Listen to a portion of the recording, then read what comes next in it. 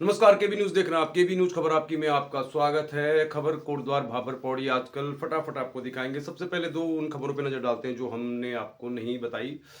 तो दो अच्छी खबरें कह लीजिए आप इनको। कोटद्वार के रेलवे स्टेशन का हो रहा है उद्धार। यानी अंग्रेजों के समय का बना हुआ कोटद्वार रेलवे स्टेशन, जिसमें ट्रेनें तो मात्र दो तीन चलती है, कोटद्वार नजीबाबाद पैसेंजर और दिल्ली जाने वाली ट्रेन।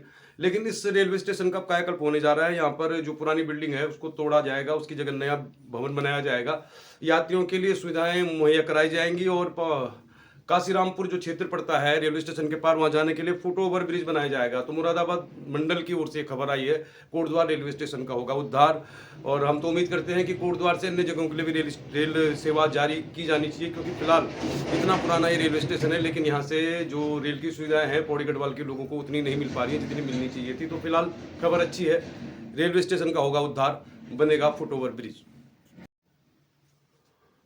कोटद्वार में बढ़ते हुए अपराधों को देखते हुए, यानी कि कोटद्वार में स्कूटी बाइक की चोरी होना आम बात है। और कई बार ऐसा माना जाता है कि कोटद्वार चूंकि उत्तर प्रदेश की सीमा से लगा हुआ है, तो उत्तर प्रदेश से आने वाले इन अपराधियों को पकड़ने के लिए अब सने से लेके चिल्लर खाल तक लगेंगे सीसीटीवी कैमरे। यानी कि अब पूरे चौराहों पर सीसीटीवी कैमरे लगाए जाएंगे। अभी तक क्या होता था कि जब भी कोई वारदात हो जाती थी तो उसके बाद पुलिस को जो दुकानदारों के सीसीटीवी कैमरे हैं उनकी मदद से ही सब कुछ करना होता था। लेकिन अब खबर आई है कि सने से लेके चिल्लर खाल तक लगेंगे सीसीटीवी कैमरे, ताकि जो चोरी की वारदातें होती हैं, अन्य वारदातें होती हैं जिनमें अपराधी गलियों से निकलकर भाग जाते हैं और पुलिस की पकड़ में नहीं आते, तो इन कैमरे की नज़र से बच नहीं पाएंगे। लेकिन एक और खबर है जिससे आपको रहना पड़ेगा सावधानी, इसी से जुड़ी हुई, क्योंकि जो ट्रैफिक रूल्स को फॉलो नहीं करेंगे उनकी भी इसमें फुटेज आ जाएगी। मतलब कहने का, अगर आप हेलमेट के बिना गाड़ी चलाएंगे, सीट बेल्ट के बिना अपना फोर व्हीलर चलाएंगे, तो आपका चालान भी हो सकता है। यानी कि अगर आप घर पहुंच भी गए तो हो सकता है आपके लिए चालान आ जाए बाई पोस्ट। तो कृपया ट्रैफिक नियमों का पालन करें। और अब सीसीटीवी कैमरे जब लग जाएंगे तो उसके बाद सब लोग इसके दायरे में आ जाएंगे। चलिए एक और खबर अच्छी आपको दिखाते हैं खेलों से जुड़ी हुई। उसके बाद हम आपको दिखाएंगे खबरें, बड़ी बड़ी चार खबरें। तो केवी न्यूज़ खबर आपकी देख रहे हैं आप। फटाफट खबरें कोटद्वार भाबर आजकल और पौड़ी से आपको दिखाते हैं। तो एक और खेल की अच्छी खबर आई है, खेल से जुड़ी हुई। 20 किलोमीटर पैदल चाल की एक प्रतियोगिता होती है ओलंपिक में, और इस प्रतियोगिता के लिए उत्तराखंड के खिलाड़ी एथलीट सूरज पवार का सिलेक्शन हो गया है। यानी कि सूरज पवार अब जाएंगे पेरिस ओलंपिक में हिस्सा लेने के लिए। और उन्होंने जो मानक था, जो समय तय किया था ओलंपिक समिति ने, उससे कम समय में 20 किलोमीटर की दौड़ पूरी की है और अब वो उत्तराखंड का नाम रोशन करेंगे। तो सूरज पवार को ढेर सारी बधाई, ढेर सारी शुभकामनाएं।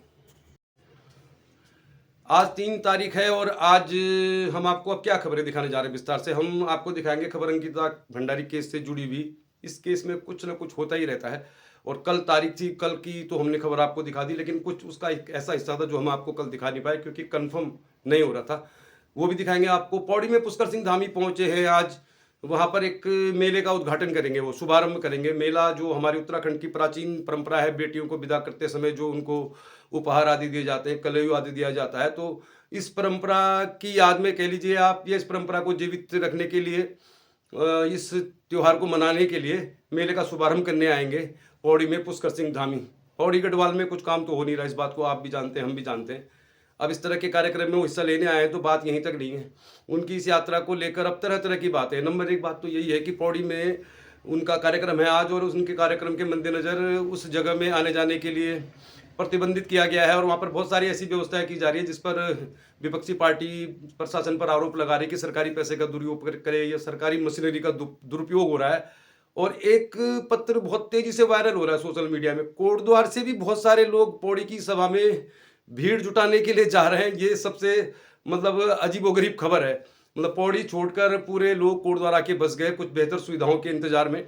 और अब कोटद्वार के लोग मुख्यमंत्री धामी की सभा में हिस्सा लेने के लिए जाएंगे। बाकायदा उनके लिए गाड़ियां लगाई गई हैं पेट्रोल पंपों पे, और पेट्रोल पंपों को निर्देशित किया गया है, जैसा ये वायरल हो रहा है पत्र, जिसमें जिला पूर्ति अधिकारी पौड़ी ने बहुत सारे पेट्रोल पंप के मालिकों को, आप ये कह सकते हैं एकदम से आदेश दिया है कि बस में वो पेट्रोल भर दें, उसका भुगतान बाद में सरकार कर देगी। तो क्या सरकारी कार्यक्रम के लिए, मतलब इस तरह के कार्यक्रम के लिए सरकारी धन का दुरुपयोग होगा? और ये लेटर काफ़ी तेज़ी से वायरल हो रहा है। इसमें कितनी सच्चाई है तो हम कह नहीं सकते, लेकिन इस बात में सच्चाई है कि कोटद्वार से भी लोगों को कहा जा रहा है पौड़ी में कार्यक्रम के लिए। कोई राष्ट्रीय स्तर का नेता अगर आता है किसी चुनावी कार्यक्रम में तो स्वाभाविक है कि उस क्षेत्र में एक ही कार्यक्रम होता है तो सारे क्षेत्र के लोग जाते हैं। लेकिन अब मुख्यमंत्री के इस कार्यक्रम में भीड़ जुटाने के लिए क्या पेट्रोल पंप के मालिकों को जो आदेश दिया गया है वो सही है, और ये कितना सही है इसका फैसला आप ही कर लीजिए।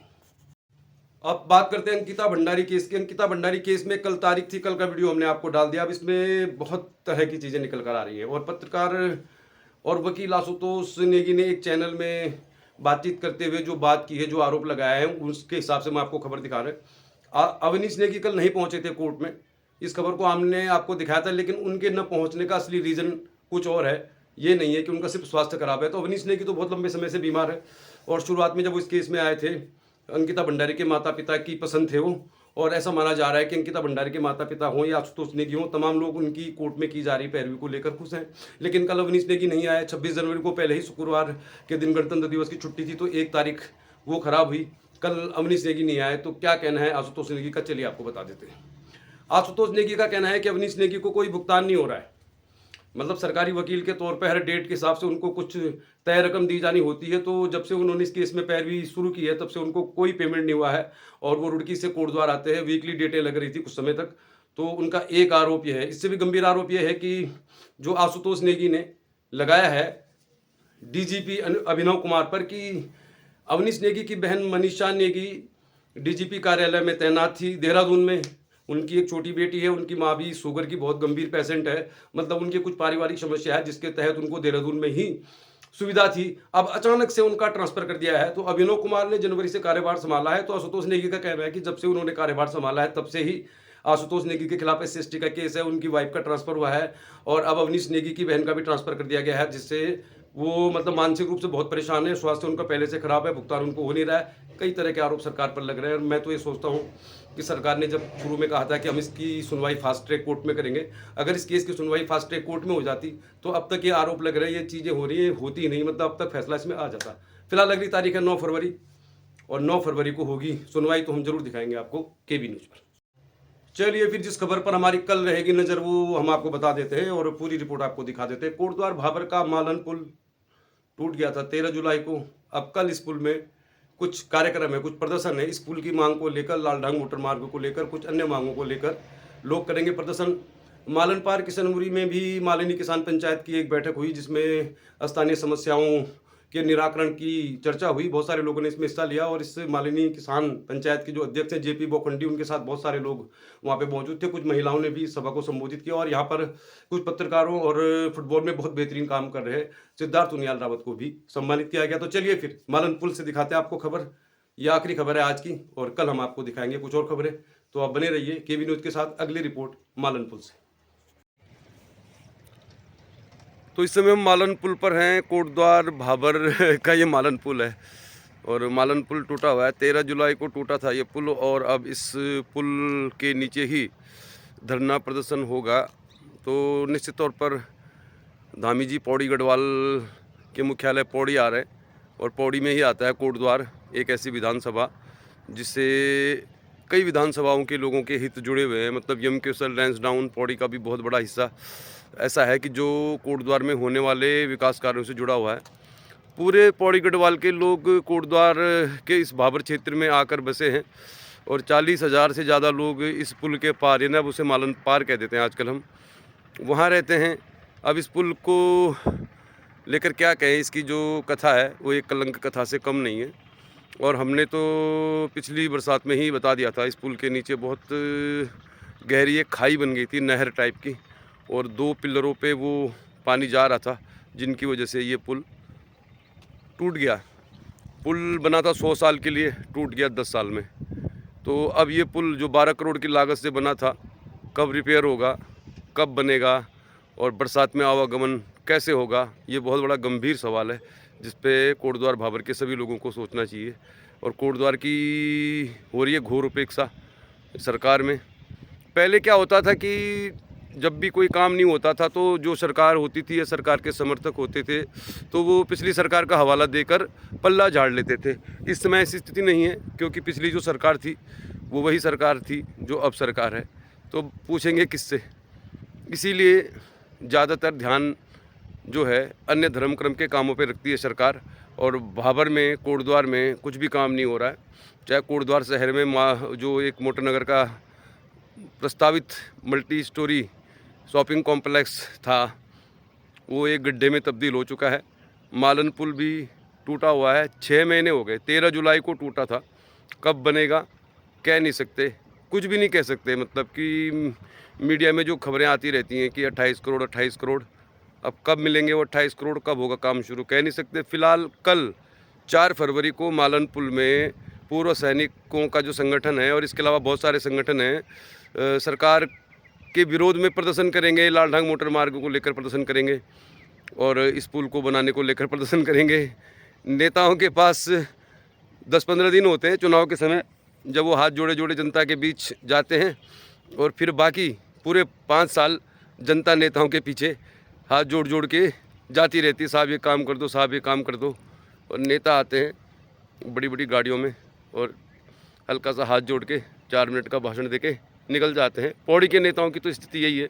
चलिए फिर आप देख रहे हैं खबर आजकल। तो फिलहाल तो अभी कोई बहुत बड़ी परेशानी नहीं है। मतलब परेशानी तो क्यों नहीं है, अगर पुल से जाते लोग तो पुल से जाने का, सफ़र करने का 2 व्हीलर या 4 व्हीलर ऑटो चलाने की बात और है। अब इस रास्ते का इस्तेमाल हो रहा है फ़िलहाल और ये रास्ता बिजी है। कुछ भारी वाहन जो है वो नीचे कॉजवे से जा रहे हैं, वो भी दिखाएंगे आपको। तो फिलहाल देखिए आप, टूटे हुए मालन पुल के पास से ही लोग आवाजाही कर रहे हैं और उम्मीद कर रहे हैं बहुत जल्दी पुल पे काम शुरू करेगी सरकार। तो फिलहाल कल होगा यहाँ पे प्रदर्शन, जिसको आह्वान किया है पूर्व सैनिक संगठनों ने और अन्य कई संगठनों ने। तो फिलहाल स्थिति ये है, देखिए आप इस टूटे हुए पुल को, कितना लंबा यह पुल था, गुलजार रहा करता था और इस क्षेत्र की, मतलब भाबर की लाइफ लाइन था। अब पुल के ऊपर से कोई भी नहीं जा रहा है, पुल के नीचे से ही आवागमन हो रहा है और ये जो एक रास्ता बनाया गया है इसी का इस्तेमाल कर रहे हैं आधे से ज़्यादा लोग। कहने को तो थोड़ा नीचे साइड से भी शायद कुछ गाड़ियाँ जा रही हैं, आपको दिखाई दे रही होंगी, वो कंडी मार्ग है। शायद कैमरे में आज पहली बार कंडी मार्ग भी दिखाई दे रहा है, मौसम साफ़ है। तो ये कंडी संपर्क मार्ग है जिसके आपको कॉजवे साफ दिखाई दे रहे होंगे, वहाँ से भी कुछ ट्रक जा रहे हैं। तो ये जो सारे मार्ग हैं ये बरसात नहीं होगी तो सारे मार्ग ठीक हैं। और आप देख रहे होंगे नीचे, ये देखिए जो ट्रक जा रहा है ये कॉजवे है, ये कॉजवे है और आज पहली बार हो रहा है इस पुल से जो नीचे का कॉजवे भी साफ दिखाई दे रहा है। तो चलिए वो भी एक ऐसा ही मार्ग है, मतलब बरसात होने का इंतज़ार है शायद सरकार को। जब तक सब कुछ बंद नहीं हो जाता तब तक लोग ऐसे ही जाते रहेंगे। अभी फ़िलहाल तो ये देखिए रास्ता, फ़िलहाल ये संपर्क मार्ग शुरू है और इस संपर्क मार्ग को लेकर भी बहुत तरह की राजनीतिक चीज़ें हैं। चलिए राजनीति पे बात नहीं करेंगे, कल होगा यहाँ पे प्रदर्शन। फ़िलहाल मालन पुल के पास से जा रहे लोग, इस समय मौसम साफ़ है, सभी लोग इसी मार्ग से जा रहे हैं। एटलीस्ट 2 व्हीलर वाले, 4 व्हीलर जो कार ऑटो है वो तो इधर से ही जा रहे हैं। बहुत अच्छा भी नहीं है रास्ता लेकिन फिर भी ठीक है। अब यहीं पर होगा कल प्रदर्शन और इस पुल को बनाने को लेकर पूर्व सैनिक एवं बहुत सारे संगठन ने आह्वान किया है कल प्रदर्शन का। और सामने अगर आप देखेंगे तो सब तबाही है, मतलब इतना कटाव हो गया है, करोड़ों की भूमि बह गई है यहाँ पे लोगों की। और अभी भी इस पे मतलब कोई सुरक्षा दीवार बनाने को लेकर कुछ भी काम नहीं हो रहा। आप ये वाला हिस्सा देखिए, ये मतलब आप मान के चलिए कि यहाँ तक था लोगों का खेत पहले, जहाँ पर ये वाल है, और आगे देखिए अब क्या धनुष की तरह बन गया है। और इसके सामने इंटर कॉलेज ये मोटर ढाक का भवन भी है। तो कुल मिला के तबाही की बरसात का इंतज़ार कर रही है सरकार। पुल बनाने की बात नहीं हो रही, ये जो मालन से कट जाते हैं सारे खेत हर साल लाखों के, उसको लेकर बात नहीं हो रही है। एक भाई साहब है शायद वो रुक गए यहाँ पे। और ये देखिए आप पुल की स्थिति देखिए, केबी न्यूज़ में दिखा रहा है आपको खबर आजकल। कल होगा प्रदर्शन।